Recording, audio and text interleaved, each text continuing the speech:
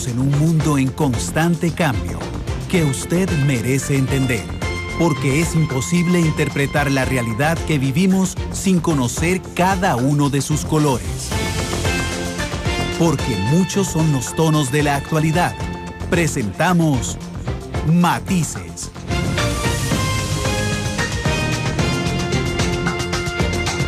Una producción de Noticias Monumental.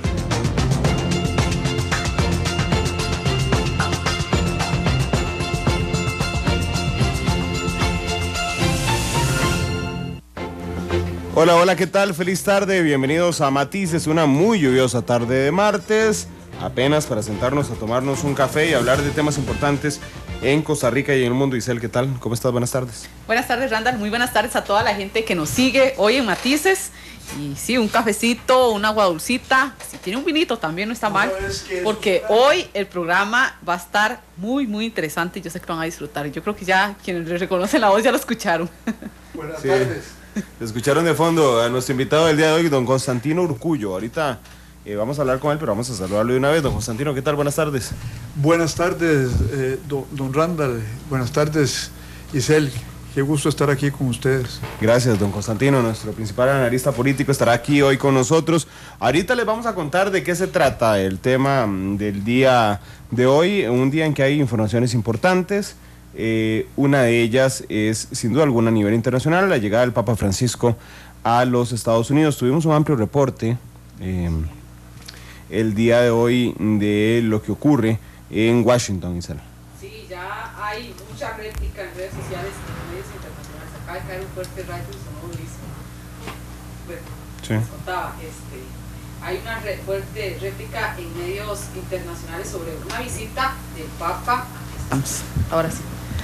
Bueno, les decía que hay una fuerte réplica en medios internacionales de la visita que en este momento sin duda está haciendo el Papa Francisco a Estados Unidos, ya pasó por Cuba, y esto toma un matiz muy interesante, un contexto donde incluso fue el Papa Francisco quien medió en que se restablecieran las relaciones recientemente entre Cuba y Estados Unidos después de 50 años. Sí.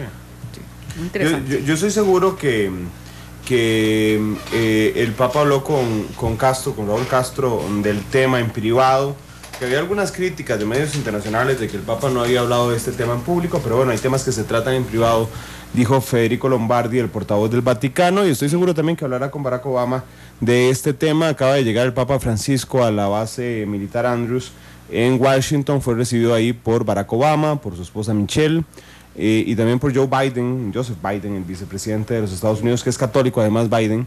Ahí estaba con sus hijos, con sus hijas y con su esposa. Hablará mañana en el Congreso, será la primera vez que un sumo pontífice hable en el Pleno del Congreso de los Estados Unidos. El viernes tienen planeado un discurso en la ONU, en Nueva York, donde estará, por cierto, seguramente el presidente de la República, Luis Guillermo Solís, en ese discurso del Papa Francisco, que mueve muchas pasiones, sin duda. Hoy nos contaba la periodista de La Voz de América, que teníamos en vivo desde Washington, cómo se ha preparado todo el equipo de seguridad desde hace 5 meses, siguiéndole, conociendo, digamos, las costumbres del Papa Francisco, cómo se mueve cuando llega a un país, qué hace, dónde duerme. Bueno, esto para acostumbrarse. Desde hace 2 semanas le siguen los pasos al Papa Francisco, sobre todo porque hace algunas semanas se detuvo a un joven de 15 años, es el que había intercambiado correos electrónicos con el Estado Islámico, ofreciéndose él a hacer una bomba para atacar al Papa Francisco en los Estados Unidos. Esto generó un enorme revuelo de seguridad y se imaginan ustedes, vamos a ver, yo no sé si recuerdan la visita de Obama aquí, sí. La seguridad era impresionante de Obama. Ahora imagínense el Papa con Obama, o sea, el tamaño de la seguridad que se vive en este instante en los Estados Unidos. Eso es principalmente, particularmente la comparación que usted hizo, Randa, lo que yo recuerdo, la visita que cuando vino Barack Obama al país hace ya más de 1 año, 2 años. Sí, 2 años. 2 años fue que vino, fue en mayo. Es interesante, no increíble. Fue el 3 de mayo del 2013. 3 y 4 de mayo, recuerdo. Sí, es increíble los dispositivos de seguridad que independientemente, cuando no se dan estas situaciones como la de este muchacho que se ligó en algún momento con el Estado Islámico, igual, aunque no se den, siempre hay una seguridad extrema. Ahora imagínense los controles a partir de este acontecimiento. Claro. Y los que no se han dado a conocer, que a veces de ellos se dan cuenta de algunas amenazas que obviamente por razones de seguridad nacional tampoco difunden. Sí, sí, impresionante el tema de la seguridad ya. Bueno, en temas nacionales, el ICE anunció ayer que va a eliminar los pluses salariales a los nuevos empleados. Hoy abrimos la línea aquí en la segunda edición de Noticias Monumental. De hecho, me dijeron que yo era el representante de la derecha costarricense cuando abrimos la línea, pero yo creo que es una buena decisión, sinceramente, por parte del Instituto Costarricense de Electricidad. Habrá que ver los alcances jurídicos de estos. Hoy alguien me hizo un comentario que me pareció muy valioso, en el sentido de que el ICE iba a generar 2 salarios para puestos similares. Imagínate que una persona entre nueva a un puesto y haya otra persona más antigua. En realidad son 2 salarios diferentes para puestos similares. Uno podría argumentar que son salarios base iguales, pero bueno, decían, es inconstitucional generar una diferencia salarial. Yo no estoy tan seguro que sea inconstitucional, pero bueno, es un tema interesante. De una institución a otra, incluso entre una misma institución, eso pasa. Hay tal vez personas con las mismas responsabilidades que por antigüedad y por las mismas anualidades se les sube el salario. Incluso hay desigualdad de una institución a otra, principalmente cuando son algunos de los ministerios que son parte del gobierno central, instituciones autónomas. No hay que hacerse la vista gorda de eso.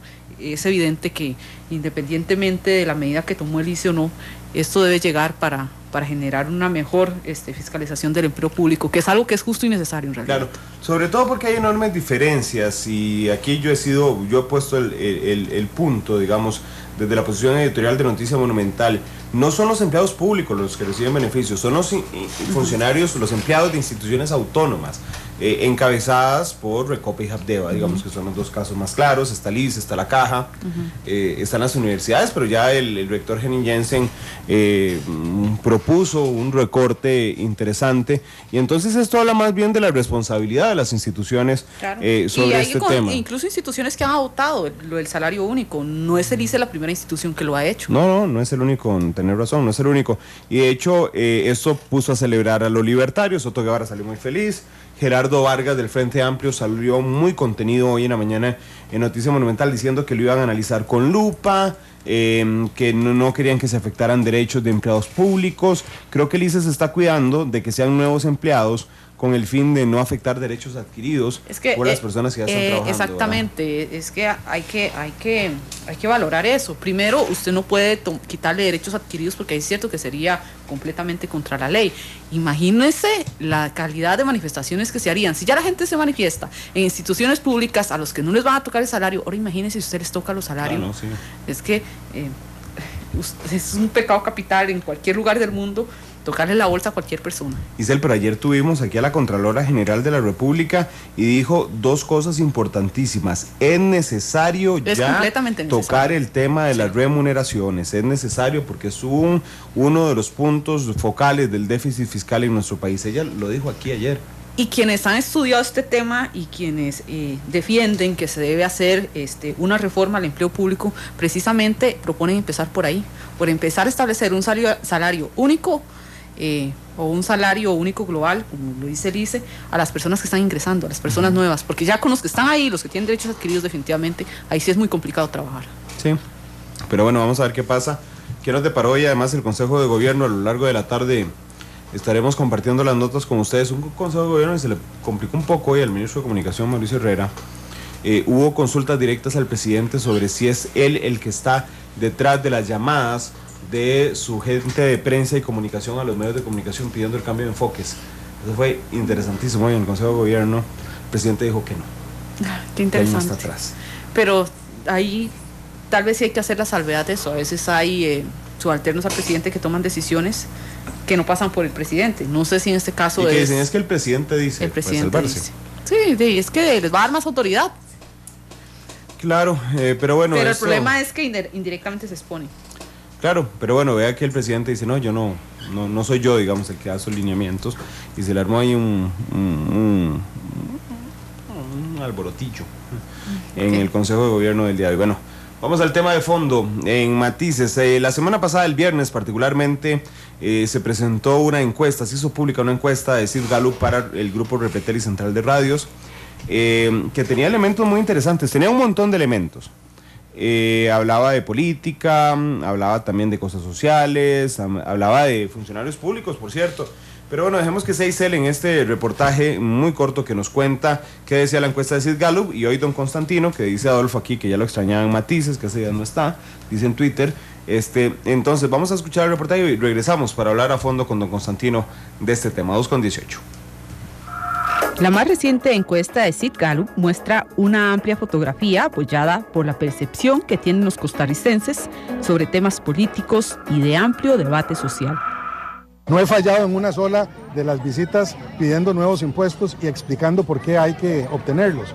Estuve en Miramar ahora y lo dije con toda claridad. El análisis indica que de mayo de 2014 a septiembre de 2015, las opiniones favorables sobre el presidente de la República, Luis Guillermo Solís, disminuyeron. Un 37% dice que la labor presidencial no ha sido buena ni mala. Un 30% la califica como muy mala y solo un 14% considera que lo ha hecho bien. Bueno, alguna gente considera que pensar lo mismo sobre los aspectos del desarrollo nacional y reiterarlo es porque uno no se renueva. Y yo ciertamente veo las peleas que hay desde que fue ministro. Por su parte, el diputado y fundador del Partido Acción Ciudadana, Otón Solís, y el expresidente de la República, José María Figueres Olsen, son los políticos mejor evaluados del país. En el top 10 también se encuentra el presidente de la República, Luis Guillermo Solís, el líder del movimiento libertario, Otto Guevara, y el legislador verdiblanco, Antonio Álvarez de Santi. Otro dato importante es que la mitad de los costarricenses no apoyan a ningún partido político. En la medición, el 47% de ticos carece de afinidad política. Un 27% se inclina por el Partido Liberación Nacional, el 11% por el Partido Unidad Social Cristiana, el 9% por Acción Ciudadana, un 4% por Frente Amplio, mientras que el restante 3% no apoya a ningún movimiento.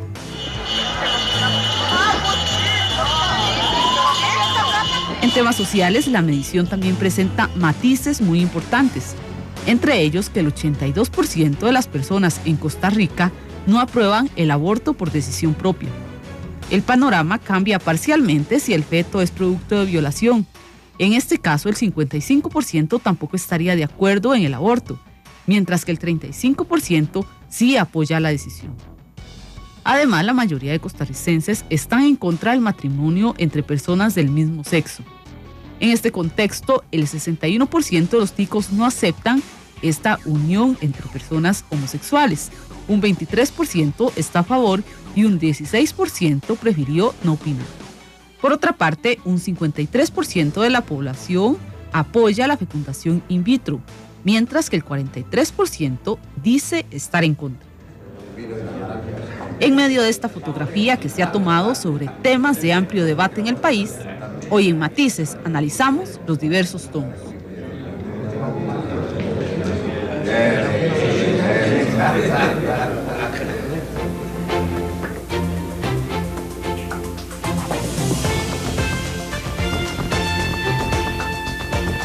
Dos de la tarde con 21 minutos, ahí escuchábamos los datos. Hay un desplome de la imagen del presidente de la República, Luis Guillermo Solís. Las opiniones favorables disminuyeron 53%, las desfavorables pasaron de 5 a 60, y lo que la gente le reclama a don Luis Guillermo es el incumplimiento de las promesas de campaña. Don Constantino, ¿qué le pareció esta encuesta? A mí me parece que refleja una realidad, porque no es solo la encuesta de Sid Gallup, sino hay dos encuestas. Está la de Borges antes. Está la de Borges y hay una de Demoscopía, que es un poco diferente a la de Borges y la de Sid Gallup, pero Borges y Sid Gallup concuerdan, o sea, y además concuerda, le voy a decir, don Randall, con la percepción pues educada que tenemos los observadores de la escena política nacional, de que realmente el presidente ha bajado en la apreciación de los ciudadanos. Es decir, ¿por qué? Yo pienso que es un poco arbitrario decir que es porque incumplió las promesas de campaña.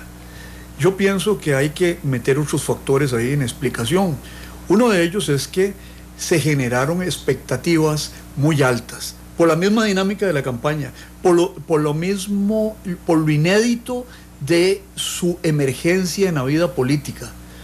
Obviamente prometió un cambio, promesa demasiado difusa, que es imposible cumplir porque cada quien interpreta el cambio a su manera. Como decían antes, cada quien habla del baile según como le fue en él, o en la procesión según como le fue en él.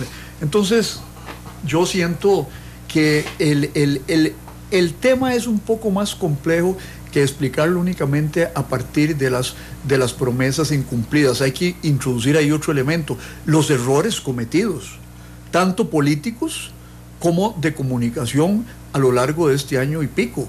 Entonces a mí me parece que pero sí, el hecho que constatan las encuestas es muy claro.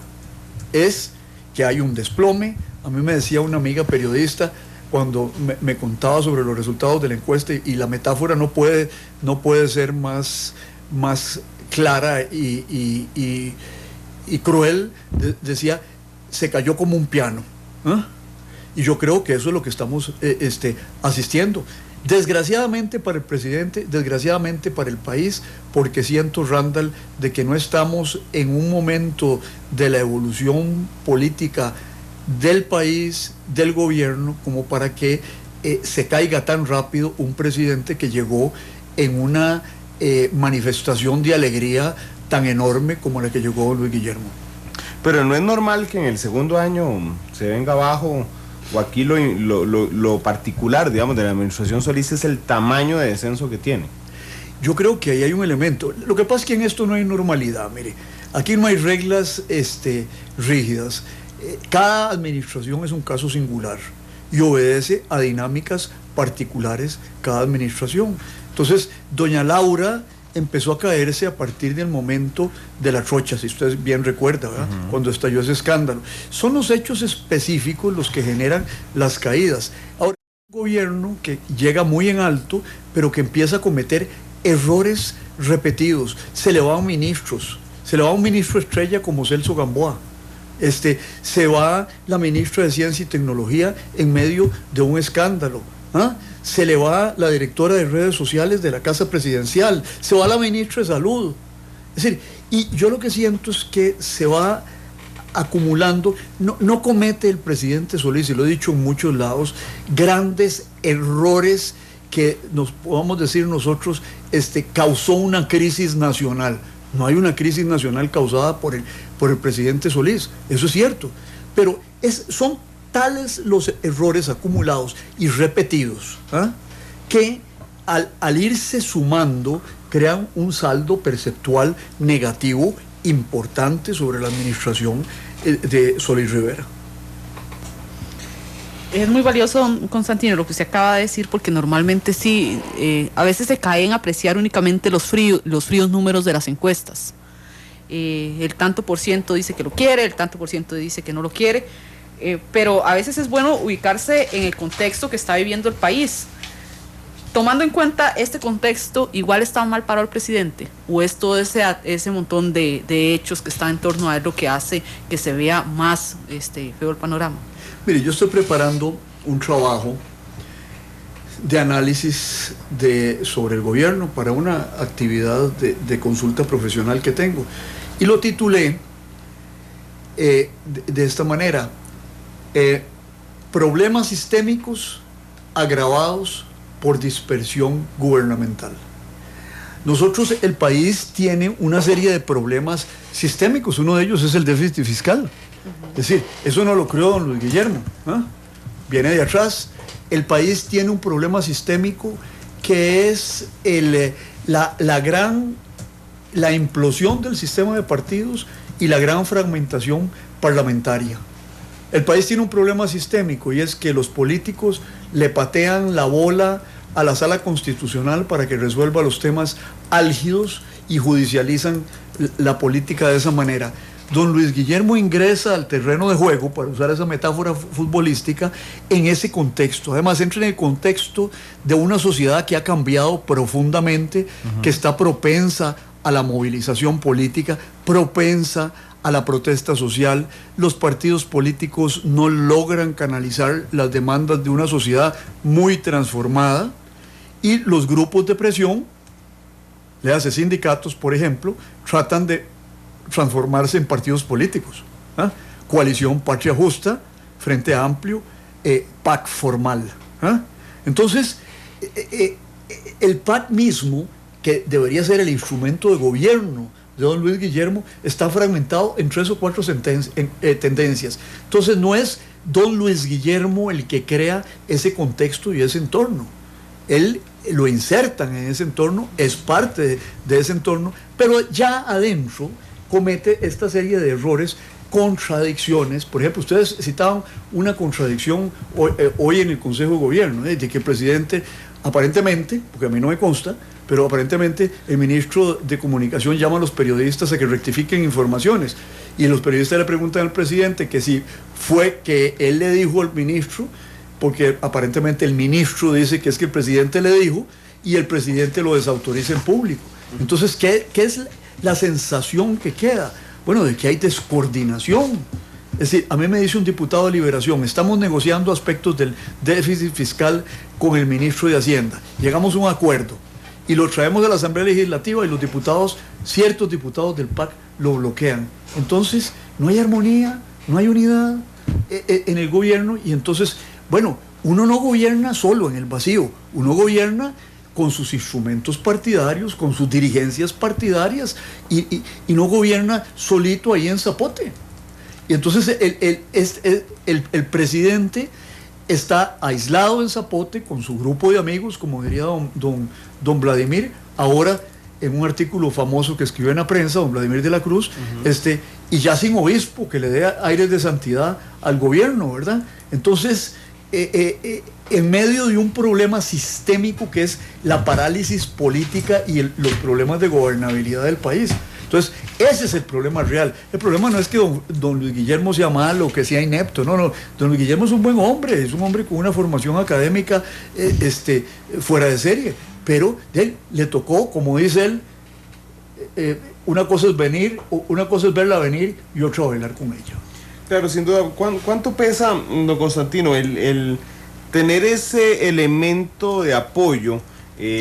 En el caso del gobierno de Miguel Ángel Rodríguez, por ejemplo, usted estuvo en el grupo de asesores presidenciales, en algún momento presidentes liberacionistas acudieron a los jerarcas del partido, al consejo de sabios, digamos, del partido.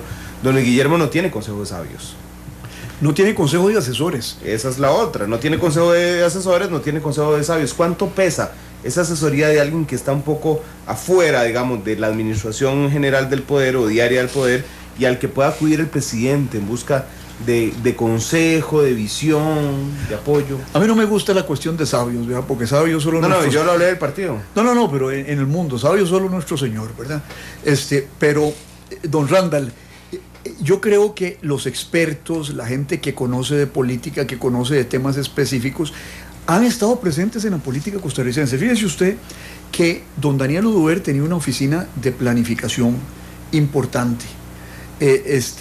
Don Pepe la tuvo primero, que estaba dirigida por el doctor Burstyn. Después don Daniel Oduber tuvo otro grupo que era el famoso grupo de los doctores, porque todos tenían doctorados. Ajá. Y era don Carlos Manuel Castillo, don Luis, el vicepresidente doña Lieberman.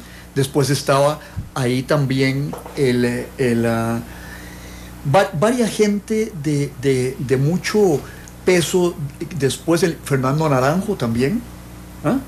Toda esa gente asesoró. Después vino don Oscar Arias y tuvo el primer grupo de apoyo a la toma de las decisiones.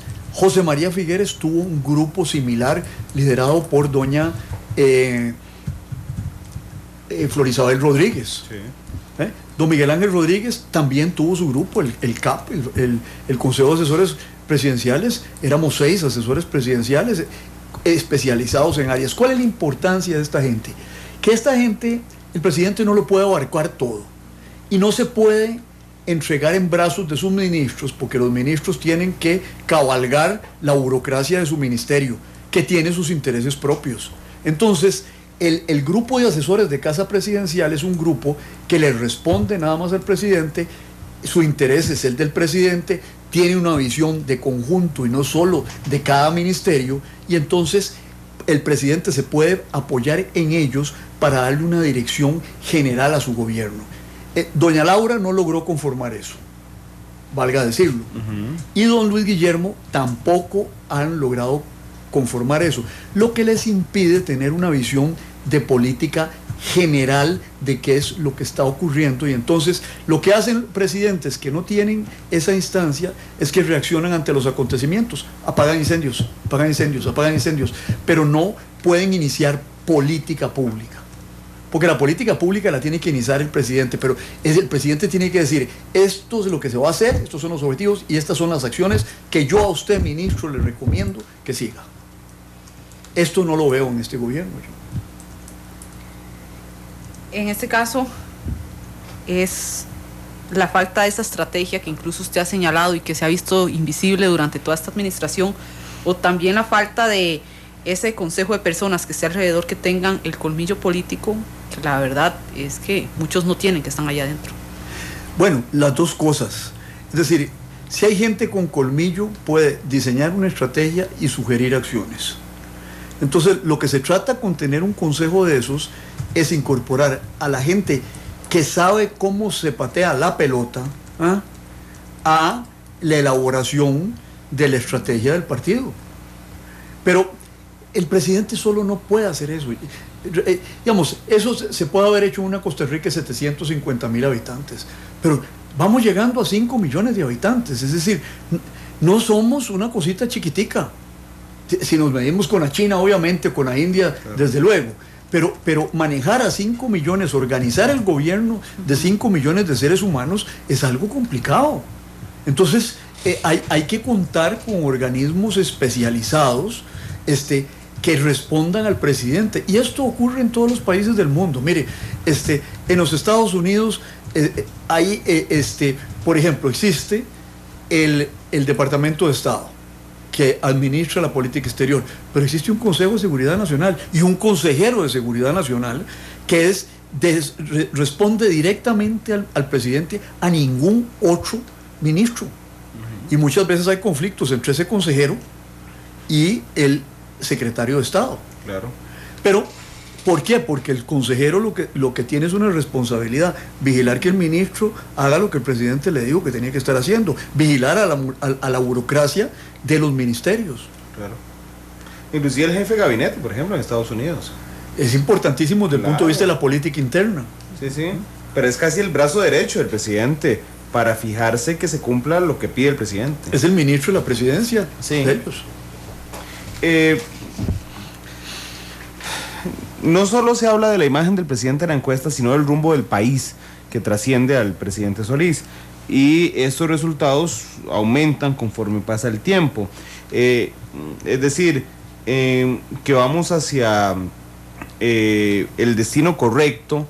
Desde 2010 ha venido bajando, hubo un leve aumento en 2014, creo que producto de las elecciones nacionales, que empieza a caerse de nuevo, pero la percepción de que vamos por el camino equivocado sube inexorablemente y está en el punto más alto desde el año 2086.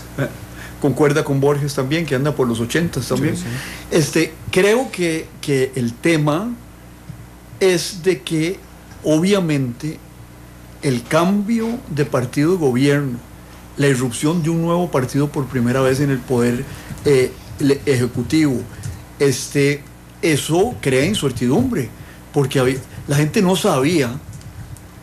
Primero se entusiasman, ¿verdad?, con el cambio, sí, porque estaban cansados de lo que había, y de pronto llega el cambio y todo el mundo levanta las antenas y se dice: bueno, pero ¿qué es lo que va a cambiar? ¿Ah? Porque el cambio puede ser bueno y puede ser malo. Entonces, la incertidumbre en cuanto al contenido del cambio genera mucha inquietud, ansiedad en las personas, y en algunos temor. Entonces, yo lo que creo es de que si a eso usted le suma, esa es como la atmósfera, ¿verdad? Y si a eso usted le suma los errores gubernamentales, la parálisis de las instituciones políticas, Asamblea Legislativa, Poder Ejecutivo, si a usted le suma los anuncios recientes de manifestaciones y de protesta sindical, inclusive las declaraciones de algún sindicalista diciendo de que en las manifestaciones los periodistas se arriesgan a la agresión. Es decir, es normal que la gente entonces, su grado de ansiedad y de incertidumbre aumente y que el juicio final sea el país va por rumbo equivocado. Y sobre todo que están desilusionados porque creyeron que con el cambio todo iba a ser miel y hojuelas, ¿verdad? Y resulta que el cambio no les trajo miel y hojuelas, sino incertidumbre. Entonces la decepción es grande. Y por eso esa evaluación, ¿verdad?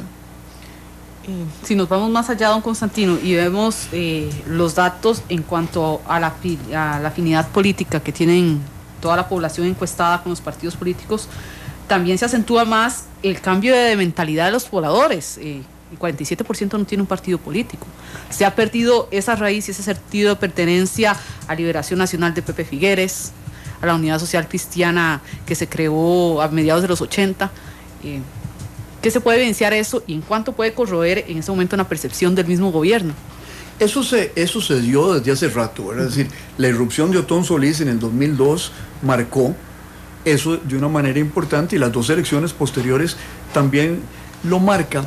Aquí lo que ha sucedido es que se han perdido las identidades políticas, ¿verdad? Y entonces la gente anda, como dice nuestro pueblo, como tonto sin mama, ¿verdad? Es decir, carece de identificación con organizaciones políticas específicas y esto tal vez no sea malo.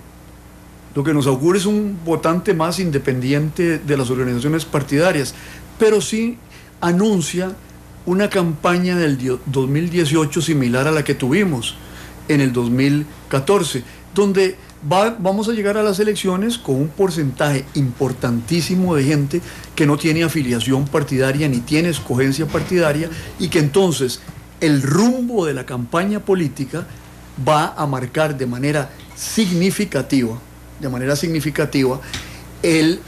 la escogencia electoral y usted se puede encontrar que se pueda repetir cosas como estas, de que la gente se decida un 15%, un 20% se decide en enero.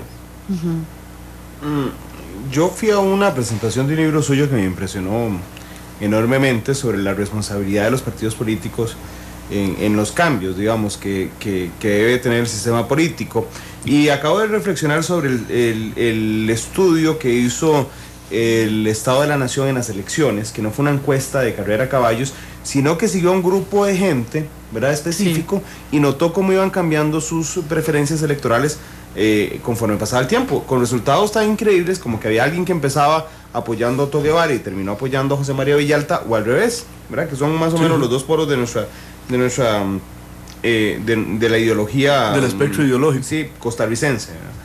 Entonces llama mucho la atención, pero los partidos están muy debilitados. A mí me impresiona escuchar a la presidenta del PAC, por ejemplo, diciendo que quieren ganar y que van a ganar 81 cantones. Sí. Porque he hablado con gente del PAC, por ejemplo, que dicen, bueno, es que hay quienes creen en el partido todavía que quien ganó las elecciones fue el PAC y no Luis Guillermo Solís. Y creo que si hay algo claro en la encuesta, sí, es que hay dos partidos más grandes, Liberación Nacional, el más grande de todos, después el PUSC, y el PAC no ganó las elecciones, fue Solís. Sí. Está en crisis, don Constantino, los partidos políticos, porque es un requisito, para ser presidente en Costa Rica hay que tener partido político, es un requisito que no está en la Constitución, pero es así.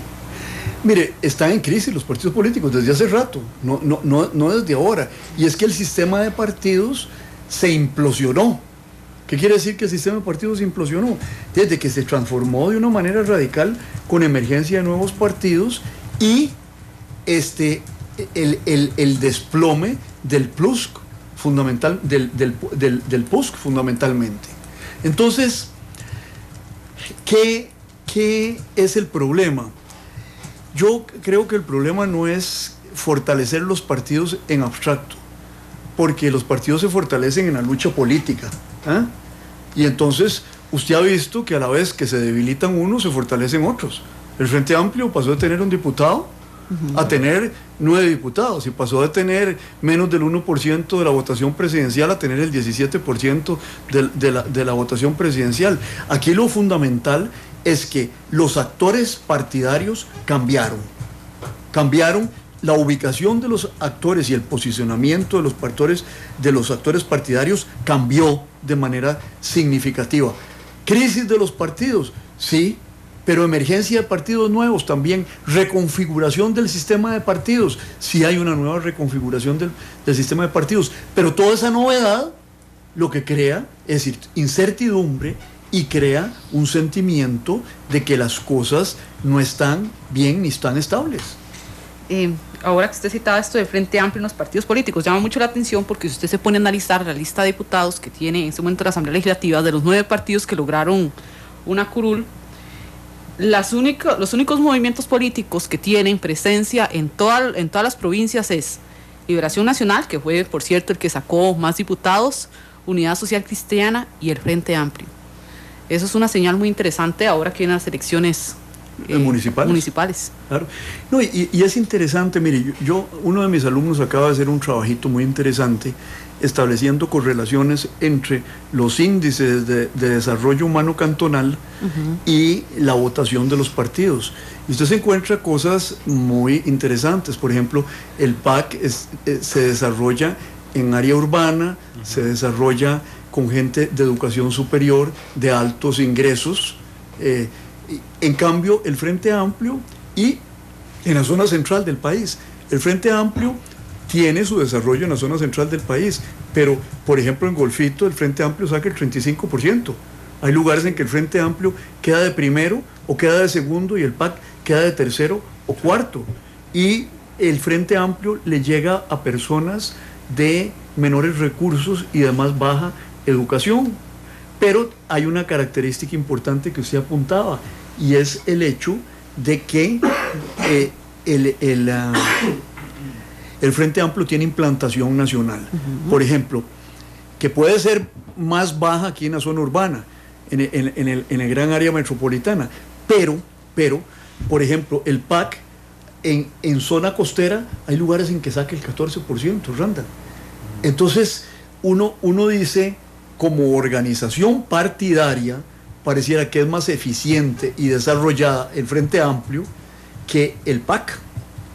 El PUSC tiene un resurgir en esta elección, pero vea qué interesante, el resurgir no es a nivel de la presidencial. Es decir, Luis Fishman sacó 4.5 o 5% y don Rodolfo Pisa saca el 6%. Pero el PUSC es el único partido donde la votación para diputados es más alta que la votación para presidentes.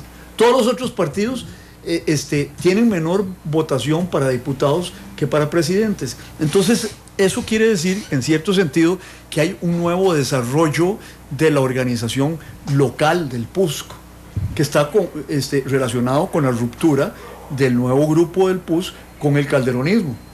¿Ah? Pero, es decir, todo es nuevo. Es decir, y las identificaciones partidarias del pasado se rompieron. El estudio de Estado de la Nación es importantísimo por esto. Sí. Porque la gente, ¿por qué se identificaba antes con los partidos? No porque fueran partidos políticos plenamente constituidos, sino que la gente vivía todavía con las identidades del 48. Pero desde pronto, Randall, ¿en qué año nació usted? 8-2. 8-2, el mismo año que nació mi hija. ¿Qué le dice a alguien que nació en el 8-2 el recuerdo de la guerra civil? ¿Nada? No. Nada. Se lo contó su abuelito. Ni siquiera sus papás que no la vivieron. Así es. ¿Usted en qué año nació? En el 88. 88. Sí. Imagínense. ¿Qué quiere decir? Y las identificaciones partidarias en este país estaban dadas por el hecho de la guerra civil. Claro, sin duda. Entonces, sin duda. Eso se acabó. Sí. Eso se acabó. Entonces, la gente se identifica con otras cosas. Fíjense ustedes en qué se identificó mucha gente la campaña, con temas de bioética durante la campaña. ¿Ah? Se identificaron con qué, con el tema de a favor o en contra de la fertilización in vitro, ¿ah? A favor o en contra de las uniones civiles de hecho. Inclusive se discutió el tema del aborto, que nadie estaba planteando. Y de la nada. marihuana también para usos Sí, medicinales. y la marihuana y el maltrato animal. ¿Ah? Claro. Eso fueron de campaña. ¿A quién se le hubiera ocurrido en los 60s plantear esos temas? La gente estaba peleando todavía el 48, por otros medios, no por la guerra. Yo digo que las elecciones hasta un cierto tiempo en Costa Rica fueron la continuación de la guerra civil por otros medios. ¿Ah? Sí. Entonces, las identidades partidarias se perdieron. Se perdieron. Entonces la gente, los partidos no han sabido crear políticamente elementos de identificación partidaria. El único que yo lo he visto en los últimos años que creó eso fue don Oscar Arias. ¿Con qué logró que se identificara la juventud don Oscar Arias en la campaña del 86? Con el tema de la paz. Y se metió en el tema de la paz y la guerra y logró nuevas identificaciones con su partido. Pero a partir de eso...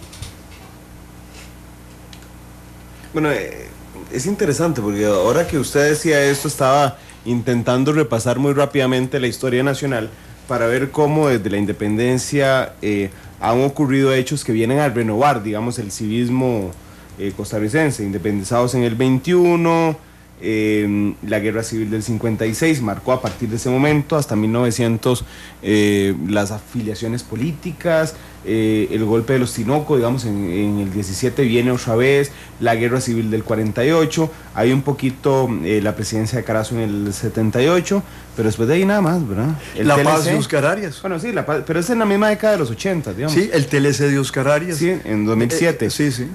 No sé, tal vez el bicentenario de la independencia en 2021 venga, bueno, no creo, la verdad, que venga a rejuvenecer de alguna forma. 2021 A lo mejor falta estamos bastante. muertos, Randall. Sí.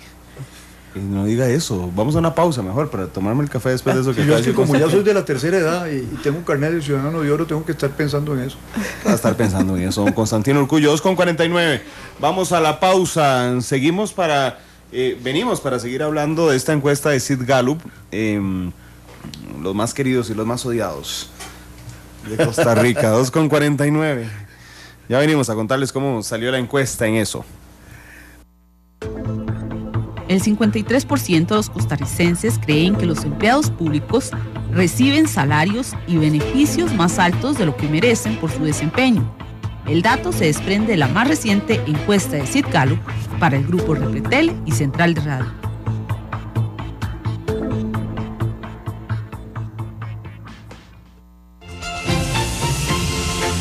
Porque la realidad tiene muchos tonos, matices.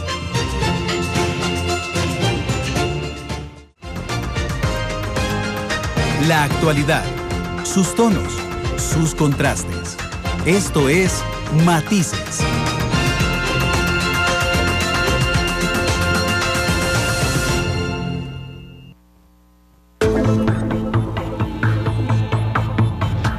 La mitad de los costarricenses aprueban el uso de marihuana para fines medicinales.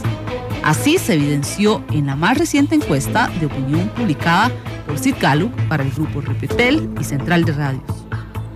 Específicamente, el 51% aprueba el uso de la droga para fines médicos, mientras que el 46% no está de acuerdo.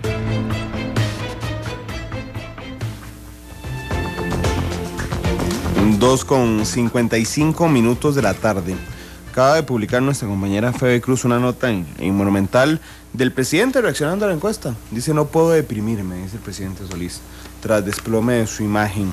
Decíamos que la encuesta de Sid Gallup de la semana pasada, el viernes en lo particular, tiene detalles muy interesantes y resultados muy interesantes. Uno es, voy a usar el término más popular, los más queridos y los más odiados. Otón Solís Fallas es el que tiene más opiniones favorables, don Constantino, pero también más desfavorables. Sí. Le sigue José María Figueres Olsen, con favorables, pero tiene muchas más desfavorables que favorables. Después sigue el presidente Solís. Pero tiene más desfavorables el presidente Solís que José María Figueres, ¿verdad? Sí. ¿Qué le parece? ¿Dónde ubica a don Otón eso? Mire, yo creo que don Otón ha tenido un resurgir. Sí. Un resurgir porque ha asumido posiciones, yo diría, consistentes.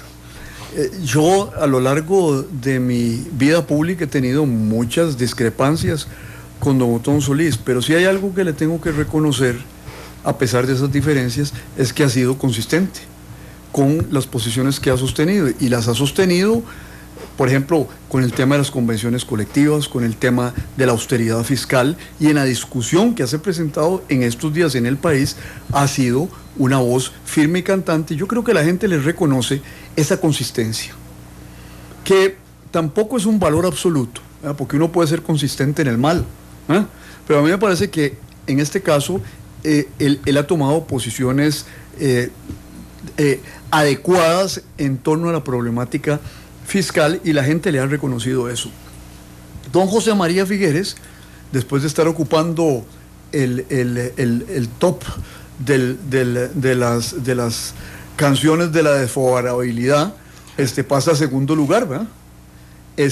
Y el que ocupa el primer lugar es el presidente Solís. Es el que está más expuesto. Es el que está más expuesto. Claro, si usted está bajo las luces, se le ven. Yo tengo un amigo publicista que tiene una metáfora muy interesante. Dice, cuando a uno le toman una foto de cerca, le salen todas las imperfecciones. Una foto de lejos no le sale a usted, Isel, la arruguita, ni le sale el lunarcito, ni le sale la... ¿Cómo? ¿Tengo arrugas? No, la mía. Es un ejemplo. Digo yo, no, usted no tiene arrugas, usted tiene una tez de adolescente. Pero, Gracias. Pero... Yo nací en el 88, ¿no? Claro, si es que es una chiquilla. Sí, claro. Podría ser nieta mía, imagínese. Imagínese. Y entonces, el tema está en que en las fotos de cerca le salen a uno hasta los granos, ¿verdad? Y el ¿cómo es que se llama? Los puntitos negros, los cebitos, ¿verdad? Claro, el presidente está en medio del fuego y en medio de decisiones polémicas y de discusiones polémicas, y han caído en contradicciones y en ambigüedades. Es lógico que esté ahí, es lógico que ocupe el top list en el hit parade, como dirían los que programan canciones en la radio. Pero a mí sí me llama la atención el repunte de Otón y una cierta, yo no recuerdo exactamente las cifras, pero ayer me hacía ver un amigo que en alguna de las otras encuestas bajan los desfavorables de don José María Figueres, ¿verdad? Por primera vez. Entonces pareciera ser que algún efecto está teniendo la exposición, yo diría, planificada de don José María a la vida política del país. Planificada. Ya, porque le están pensando. Es decir, Bueno, para Sí, las elecciones. no, están pensando, es decir, no está entrando de espontáneo en la arena política, sino entra a la arena política pensando en que tal día tiene que ir a tal lugar, otro día tiene que visitar a fulano de tal, mengano, etcétera, ¿no? Pero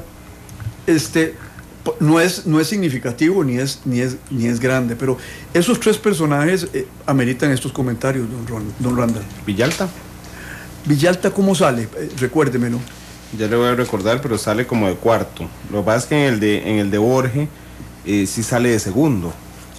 No, y en esta de Sid Gallup sale con un porcentaje de opiniones favorables que es interesante, creo que es 32%, o 33 o 34%, ¿no? Pero, digamos, tener un tercio de opiniones favorables después de haber recibido el ataque durante una campaña, un ataque duro, después de haber estado expuesto a dos escándalos mediáticos. Uno, el del diputado de Limón, el señor Vargas, don Gerardo, con el pago de los impuestos, que él salió ahí de Cirineo a llevarle la cruz a don Gerardo Vargas, y salió de Cirineo, no de Cirineo, pero sí de Poncio Pilato, condenando a muerte a Ronald Vargas. Claro. Ahí hubo desgaste de su imagen, y después de todo eso, tener un 32% de opiniones favorables me parece que no es despreciable. Oye, pero solo figuras bíblicas, Villalta. Sí, hay Primero probablemente. de Cirineo, después de Poncio Pilato. ¿Qué seguirá? No sé, es decir, esto sale de mi cosecha, y probablemente es que estoy influenciado porque he estado siguiendo muy de cerca al Papa en estos días, y entonces se me revive toda la formación religiosa de 11 años. Claro, no, y además hay de dónde escoger figuras bíblicas, ¿verdad? Para hacer calzar, pero bueno, Isel. Don Constantino, pero el hecho de que en este momento ellos tengan las opiniones más favorables según esta encuesta, no dice nada. Todavía falta mucho tiempo para pensar en elecciones nacionales. De aquí a ahí podría pasar muchas cosas. Muchas cosas. ¿Por qué? Porque además la pregunta no tiene que ver nada con elecciones, no es intención de voto. Es decir, muchas veces probablemente hay personajes que usted pregunta si tienen opinión favorable de él o de ella, y le dirán que sí, y en un alto nivel. Recuerdo un caso histórico, el de doña Margarita Penón. A Margarita Penón le preguntaban opiniones favorables y desfavorables, todo el mundo la amaba, ¿verdad? Y de pronto viene y se mete en una campaña política, y conforme se compromete en el proceso interno de liberación nacional, empiezan a bajarse los favorables, y la intención de voto también se deteriora desde el inicio, porque una cosa es pensar bien de una persona y otra cosa es querer votar por esa persona. Sí. Y ahí, bueno, se está tomando en cuenta las opiniones positivas, pero las opiniones negativas también tienen un peso incluso más significativo que las positivas. Es más difícil hacer cambiar a alguien de posición que tenga opiniones positivas que a alguien que tenga opiniones negativas. Ya ahí ya no se puede hacer nada. Pues sí se puede hacer, ¿verdad? Técnicamente sí se puede hacer en el sentido que... Pero va a desgastar y va a alejar a los que sí tienen opiniones positivas. La negatividad es muy difícil, ¿verdad? Es muy difícil de vencer. Hay casos históricos en que se vence esa negatividad por estrecho margen, pero lo negativo, sobre todo lo que señala, y esto está relacionado con otra variable, es el número de indecisos que existan, y el número de no sabe o no responda a la pregunta de la favorabilidad, desfavorabilidad. Porque si los negativos son muy altos, con un margen de respuesta de no sabe, no responde muy limitado, ¿qué es lo que le está diciendo eso? Desde que es muy difícil crecer. ¿Ah? Si el no sabe, no responde, o el indeciso frente a esa pregunta es muy alto, quiere decir que ahí hay un margen de crecimiento de los favorables, y que usted con una campaña positiva, y de posicionamiento de la imagen del candidato puede crecer en ese nicho de mercado que todavía no sabe si es favorable o es desfavorable. También está relacionada con el grado de conocimiento que tenga la gente del candidato. Es decir, un candidato muy conocido con grandes opiniones desfavorables está muy limitado, pero un candidato poco conocido puede progresar en el nicho de los que no le conocen. Sí, exactamente. Entre más grande es el nicho de los que no lo conocen, es más fácil ganar opiniones favorables que tener desfavorables. Depende del tipo de campaña que usted desarrolle. Si es una campaña inteligente de creación de imagen positiva, sí. Esto está relacionado con las dinámicas de campaña. Pero entonces, por ejemplo, alguien que no se le conozca mucho, Mercedes Peñas, la primera dama de la República, la encuesta de Sid Gallup refleja que no mucha gente la conoce. Y de la que la conoce, tiene la mayoría opiniones desfavorables. ¿Desfavorables? Sí. Claro, porque ahí quién sabe qué factores están jugando en contra de ella. No la conocen porque no la han utilizado políticamente, a mi juicio, como la deberían de utilizar. Digamos, doña Mercedes no es una primera dama como las otras. Es una señora que ha trabajado años en temas de desarrollo político local. Sí. Sí, entonces, esa perfectamente era vendible, entre comillas, esa imagen desde un punto de vista de mercadeo, pero no ha acudido a esa imagen de la primera dama.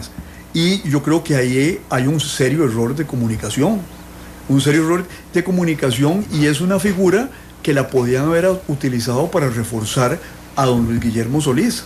Sí, de hecho, voy a decir los porcentajes, ya los encontré. 46% no sabe o no responde sobre el tema de Mercedes Peñas. Del resto, 54%, el 19 y 11, el 30% es mal o muy mal. Y el 24% es bien o muy bien. No la han logrado dar a conocer y quién es. Y entre los que la conocen, no han logrado posicionarla como una persona que tiene realizaciones positivas. Mire, a mí, que yo hice este oficio de asesor político en materia de comunicación política, a mí me hubieran dado esa señora en esa época, ya me están dando un material de primera calidad. Es una mujer muy inteligente. Es una mujer inteligente, es una mujer simpática, es una mujer serena, calmada, sí. En control de sí misma. Yo la conozco en lo personal y Mercedes me parece una mujer muy agradable. Es decir, para un asesor político, mercadear esa imagen de esa señora, creo que es extraordinario. Además, nada del boato y el lujo de las primeras damas del pasado. Es una señora que se viste como el resto de la gente, reacciona como el resto de la gente. ¿Por qué no la utilizan? Yo todavía, Randall, no he entendido cómo no se han agarrado de esa activo político que tienen en las manos, que es doña Mercedes. Y que tiene un perfil diferente, porque normalmente, siempre erróneamente, y no es malo que se visualice en este aspecto, porque trabajar en temas sociales es siempre muy importante, pero normalmente la primera dama se visualiza eso, como la embajadora de las causas sociales del gobierno. Ella tiene un perfil muy diferente, pero también muy fuerte. Sí, porque es experta en eso. Es decir, y ese es un tema, el del gobierno local, es un tema que se puede colocar, claro. Se puede vincular fácilmente con la política social a nivel local. Claro. Es decir, porque la vinculación de las primeras damas con la política social ha sido de carácter asistencialista. En el como algo representativo. Sí. Y yo creo que ahí tienen, Mercedes Peña es un activo valiosísimo. No, que el gobierno, y ese es uno de sus errores, el gobierno no ha utilizado. Bueno, nosotros trajimos a doña Mercedes Peñas, ¿sí?, a hablar aquí un día de estos a Matices junto con la Asociación Nacional de Alcaldías e Intendencias sobre la descentralización, y fue muy interesante, se sabía enormemente del tema. Yo no recuerdo una primera dama, digamos, si yo tuviera que hacer hoy el ejercicio, porque Matices ha existido hasta después de 2014, de traer a una primera dama para hablar de un tema en particular, digamos, a Mercedes Peña la trajimos para hablar de temas municipales.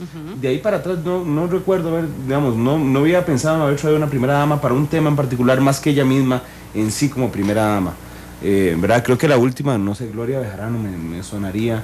Sí, Gloria asumió ciertos temas. Sí, porque tenía algunos temas como niñez, ¿verdad? Niñez, el Museo de los Niños, temas culturales. Sí, temas culturales. Pero yo creo que ahí hay un error significativo.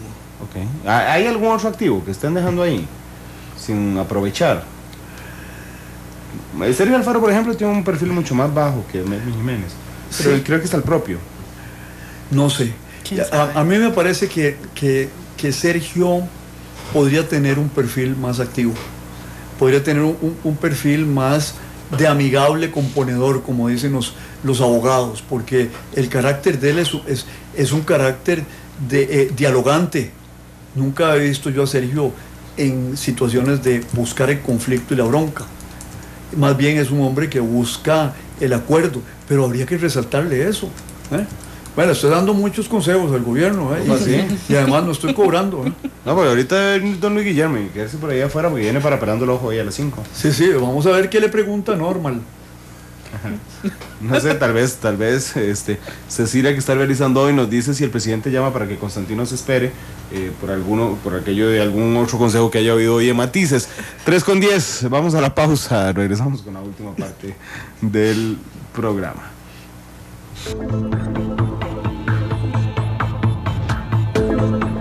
El alto desempleo y el costo de la vida concentran las principales preocupaciones de los costarricenses. Así lo revela los datos de la reciente encuesta de Sid Gallup para Grupo Repetel y Central de Radios. Analizamos los tonos de la actualidad.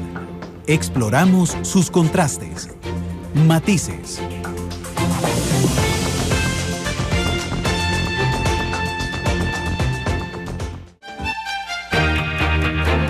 Matices. Los tonos de la actualidad.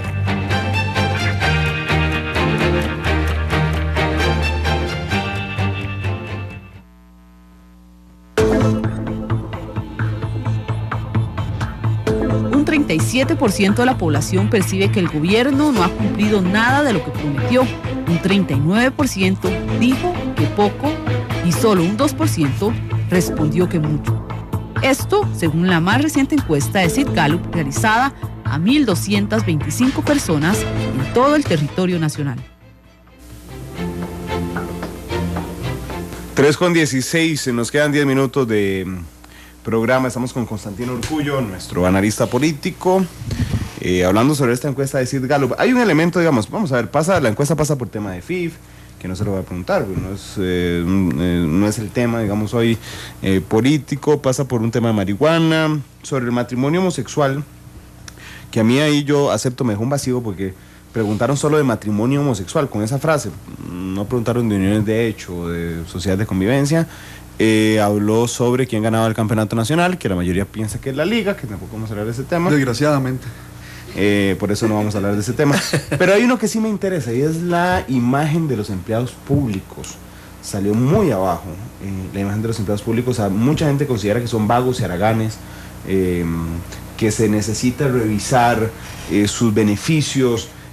Ahora el ICE toma una decisión que pone en confrontación a las fuerzas sindicales con las instituciones autónomas. Y el gobierno tiene que manejarse, digamos, en esas aguas, en esas mareas de sindicalismo, reclamos ante beneficios de empleados de instituciones autónomas. ¿Cómo ve ese tema en macro, don Constantino? Tiene que ser inteligente el gobierno en esto. Sí, lo que yo siento es que ahora no tengo presente cómo se formula la pregunta, pero yo no creo que sea tan tajante la visión de la gente sobre los empleados públicos. ¿Por qué? Bueno, en este país debe haber 150, 160, 180 mil empleados públicos, multiplique por 5. 300, un poquito más. 300. Yo estoy pensando en hace unos años, 300 mil empleados públicos. La fuerza laboral son 2 millones y algo. Sí. Quiere decir que más o menos, si multiplicamos por familias de 5, hay 1,5 millones de costarricenses que están relacionados con los empleados públicos y no pueden tener esa mala impresión de sus familiares, ¿verdad? Y además, en términos objetivos, ¿verdad? Y además yo creo que ya siendo objetivos,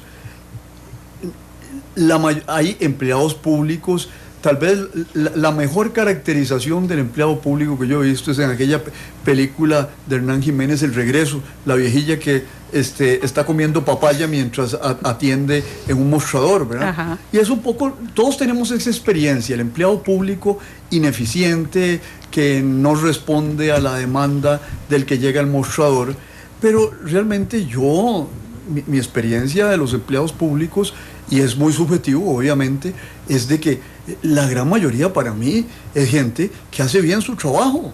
Es decir, este es un país que cuenta con una burocracia bien desarrollada, altamente eficiente en la mayoría de los casos, no siempre, ¿verdad? Entonces, yo digamos, caer en aceptar que el desprestigio es tan brutal, no. Yo creo que en estos días de la encuesta se debe haber visto afectado también porque han sido temas que se han debatido muchísimo y sobre todo pienso que los mismos sindicalistas le han hecho un daño tremendo a la imagen del empleado público. Cuando usted tiene sindicalistas que amenazan a los periodistas, tiene sindicalistas que hablan de huelga general. Mire, Randall, el otro día, conversando con nuestro mutuo amigo, don Vladimir de la Cruz, me hizo recordar a mí de dónde viene la expresión huelga general. Esto lo inventaron en el siglo XIX los anarquistas. Y huelga general no es la huelga a la que nosotros estamos acostumbrados, que los sindicatos hacen huelga porque les aumenten el salario, que los sindicatos hacen huelga porque les quiten esto o lo otro. No, la huelga general de los anarquistas, en contraposición a los socialistas en el siglo XIX en Europa, era hacer una huelga general para que se cayera el gobierno. Es decir, y yo veo a los sindicalistas costarricenses que se dicen socialistas, muchos de ellos, predicando huelga general, que es que se quieren que se caiga un gobierno que ellos mismos definen como, por lo menos la gente de Patria Justa, como un gobierno amigable o favorable a los intereses de la clase trabajadora. Entonces, yo creo que esos excesos en el lenguaje del movimiento sindical y de algunas partes de los movimientos sociales repercuten negativamente en la imagen que se hace la gente de los trabajadores públicos. La repetición de las huelgas, la repetición de las manifestaciones. Es decir, ahí tiene que haber una construcción continua de lo que es el apoyo a determinadas demandas. Pero finalmente en este país hemos llegado a un momento en que todo el mundo hace una huelga por cualquier cosa. ¿Ah? Y entonces se pierde el efecto importante de hacer una huelga con alto apoyo. Hay huelgas porque no les pusieron el puente de 5 metros allá en Vijagual de Acosta. Hay una huelga porque no nos dieron el cuartito para la reunión del sindicato. Entonces, de tanto acudir al recurso, pasa el cuento aquel de que ahí viene el lobo, ¿verdad? Y ya nadie cree que el lobo llegó. Y entonces yo creo que eso es parte del tema con los empleados públicos. De tanto salir a la calle, tanto va el cántaro al agua, a la fuente, que se cansa la gente de esto. Y creo que eso es parte del fenómeno, ¿verdad? Pero yo me resisto, es decir, un poco antimetodológicamente, a aceptar que todos los empleados públicos son vagos y haraganes. Pero en este resultado, quedándonos ahí en el tema de los empleados públicos, no podría darse el famoso discurso de nosotros y los otros. Yo soy empleado público, pero opino que también hay empleados, o los otros, que sí podrían en ese momento no estar haciendo bien sus funciones. No, y además, lo que se ha revelado últimamente, es decir, los empleados públicos ganan más que los empleados del sector privado. Las pensiones de lujo que fueron puestas en el, digamos, cuando usted pone en el tapete de que hay un empleado público que tiene una pensión de 15 millones de pesos al mes, ¿y cuánto gana empleados públicos de nivel bajo? 300, 400 mil colones al mes. Sí, claro, los del gobierno central, eso es lo que ganan. Y los del gobierno central. Y cuando hay esas distinciones entre la gente del gobierno central y, por ejemplo, la gente de las instituciones descentralizadas, donde hay gerentes que ganan 6 millones de pesos, entonces obviamente tiene que haber desprestigio y deterioro de la imagen de los empleados públicos. Eso es, y sobre todo que ha habido un martilleo mediático importante sobre el tema. Eso algunos sindicalistas dirán que es, como lo acusaron usted, que es el ataque de la derecha costarricense. Es decir, lo que se han citado ahí son hechos. ¿No? Son hechos, bueno, explicar los hechos es otro tema, ¿verdad? Pero nadie ha dicho mentiras, ¿verdad? Es decir, es cierto que hay un empleado público, ex empleado público, que tiene una pensión de 15, otro que tiene una pensión de 11 millones, otros que tienen pensiones de 9 o 8 millones de colones. Eso es cierto. Bueno, ahí hicimos un repaso general sobre la encuesta. Para finalizar, ya fuera de la encuesta de Sid Gallup, se viene un mes complicado para el gobierno, viene un mes de discusión enorme del presupuesto nacional, que antes no era noticia, hoy sí es noticia. La Contralora General de la República, que ayer la tuvimos aquí, dice: no me van a desenfocar de este tema porque le han cuestionado su presupuesto. Yo creo que de alguna manera de sacarla de la discusión del presupuesto ordinario, pero el 30 de septiembre tendrá que presentar su informe técnico a la Asamblea. Otón Solís insiste con una moción de recorte de 12 mil millones de colones en anualidades. Liberación Nacional insiste en subejecución. En medio de esto está el gobierno esperando su presupuesto, pero metiendo los temas fiscales. ¿Qué le espera a la administración estos 2 meses en la Asamblea Legislativa, don Constantino? La administración es una movida interesante. Sí. La oposición controló la comisión de hacendarios, sí, pero la subcomisión de presupuesto, que es la que hace los recortes, sí, fue controlada por diputados afines al partido de gobierno, aunque unos de ellos son opositores. Entonces colocaron a don Jorge Rodríguez, sí, en la subcomisión de presupuesto. Que es afín. Es afín. Y es el que la preside. Es el que la preside, sí, la subcomisión. Entonces, yo creo que el gobierno hizo una movida políticamente inteligente en el sentido de entrarle al control de esa subcomisión y disminuir el daño colateral de los recortes, lo que don Albino Vargas ha llamado el segundo machetazo, sí, porque don Albino dice que el primer machetazo lo dieron en el Ministerio de Hacienda y que ahora venía el segundo machetazo en la comisión de hacendarios, pero en la subcomisión de presupuestos el segundo machetazo no va a ser tan fuerte como se esperaba, y eso favorece al gobierno. O sea que el gobierno no fue, como diríamos aquí en matices, no fue tan pollo en esta materia. Y que igual siempre es el que lleva la batuta en temas presupuestarios, el Poder Ejecutivo. Esa fue una movida política, sí, realmente buena, en la captura de la subcomisión de presupuesto. Tiene un viceministro de la presidencia metido en el Congreso ahora. Oiga. Y a un equipo de Hacienda metido junto a la oficina de Víctor Morales Zapata. O sea, están haciendo las cosas bien desde el punto de vista político. O sea, no todas las pintas son malas para don Luis Guillermo en materia presupuestaria. No, de hecho, ¿cuándo fue el viernes? Tuvimos aquí a la izquierda, y fue solo porque llegaron en ese orden, a la izquierda don Víctor Morales Zapata, a la derecha don Rolando González, y los dos reconocieron ese punto. No me diga que por eso me puso a la derecha. Usted, No, señores, depende del orden de ingreso. Bueno. No se preocupe. Es que aquí ingresó primero Isel, ¿verdad? Sí, entonces él se puso a la izquierda porque quedaba más cerca de las cámaras. Gracias, don Constantino, por estar con mucho nosotros. gusto, don Randall. Hemos disfrutado mucho, como siempre, todos los programas con usted. Gracias, Isel. Buenas tardes. Por la producción de este programa. Gracias a ustedes que nos acompañaron hoy en Matices, a las 7, la tercera emisión de Noticia Monumental. Mañana a las 2 de la tarde, Matices Internacional. Mañana le contamos el tema. Feliz martes lluvioso.